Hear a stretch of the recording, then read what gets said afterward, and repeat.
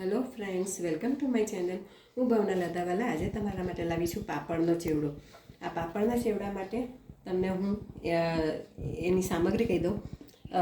એક બાઉલ પાતળા પૌવા છે, એનાથી વધારે મમરા છે, 8 થી 10 પાપડ, લીમડી, આમચૂર પાવડર, સિંગદાણા,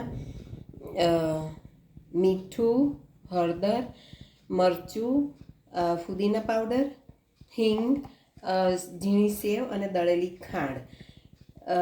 તો હવે આપણે રીત ચાલુ કરીએ. સૌથી પહેલાં આપણે આ પૌવા છે એને ધીમા તાપે સરસ કડક થાય ત્યાં સુધી શેકીશું. લગભગ 8-10 મિનિટ શેકવાના છે. એ શેકાઈ જાય બરાબર પછી હું તમને બતાડું. તમે જોઈ શકો છો 5-7 મિનિટમાં આપણા પાપડ સરસ શેકાઈ ગયા છે, એકદમ કડક થઈ ગયા છે. હવે આપણે સાઈડ ઉપર મૂકી દઈશું અને તેલ ગરમ કરીને એમાં આપણે પાપડ તળીશું. તેલ ગરમ થાય પછી બતાડું.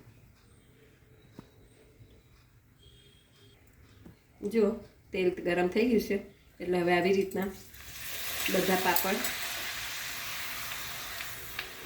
આપણે તળી નાખવાના છે.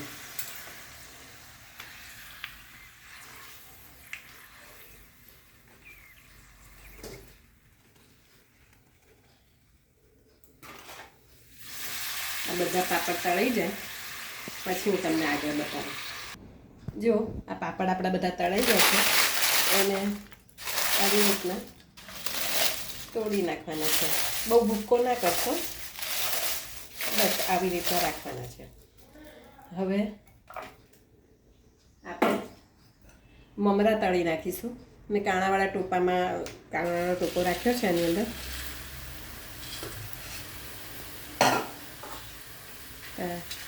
આ મમરા તળી નાખવાના છે. ધારો કે તમે હેલ્થ કોન્શિયસ હો ને તમારે શેકવા આવશે તો પણ ચાલશે, પણ આમાં તળેલા મમરા વધારે સારા લાગે છે. આ મમરા આવી રીતના ફાસ્ટ ગેસ પર તળી નાખવાના છે. સરસ કડક થાય એટલે 2 મિનિટમાં તળાઈ જશે. આ તળાઈ જાય એટલે કાઢી લઈએ. જો આ મમરા બધા સરસ ઉપર આવી ગયા છે એટલે હવે એને આપણે કાઢી લઈશું. આવી રીતના હું બીજા મમરાએ તળી નાખું છું પછી તમને બતાડું. જો આપણા મમરા તળી ગયા છે અને હવે મેં ગેસ બંધ કરી દીધો છે. ગેસ બંધ કરીને પછી આ લીમડી છે તળવા નાખવાની છે. એ તરત તળાઈ જશે.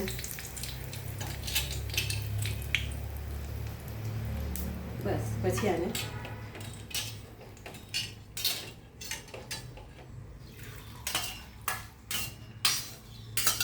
કાઢી લેવાની છે. ગેસ અને લીમડીને તળાતા વાર ના લાગે એટલે ગેસ બંધ કરીને પછી જ તળજો, એટલે કાળી પડી જશે.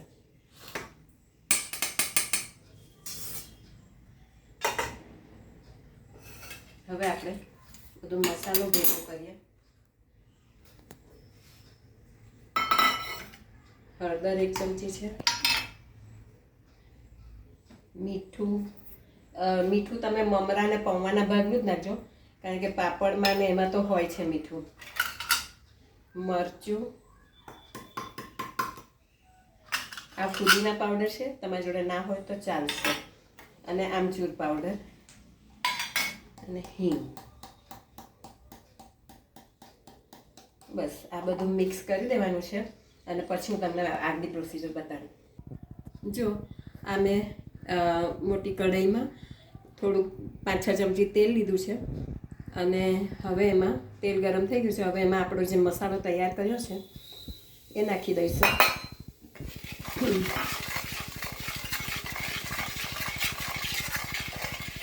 આ મસાલો સરસ શેકાઈ જાય પછી એમાં આપણે જે શેકેલા પૌવા છે એ નાખીશું, તળેલા મમરા,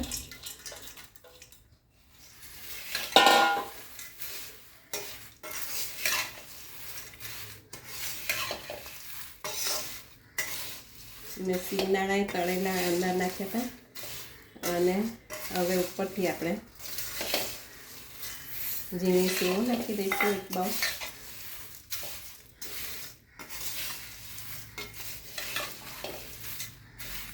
અને છેક ઉપરથી આપણે પાપડ જે તળેલા છે એના ટુકડા કર્યા છે એ નાખી દઈશું.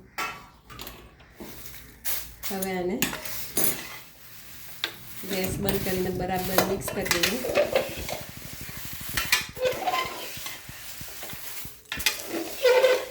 બરાબર મિક્સ થઈ જાય અને ગેસ હંમેશા દળેલી ખાંડ ઉપરથી જ નાખવાની. આપણે ગેસ બંધ કરીને પછી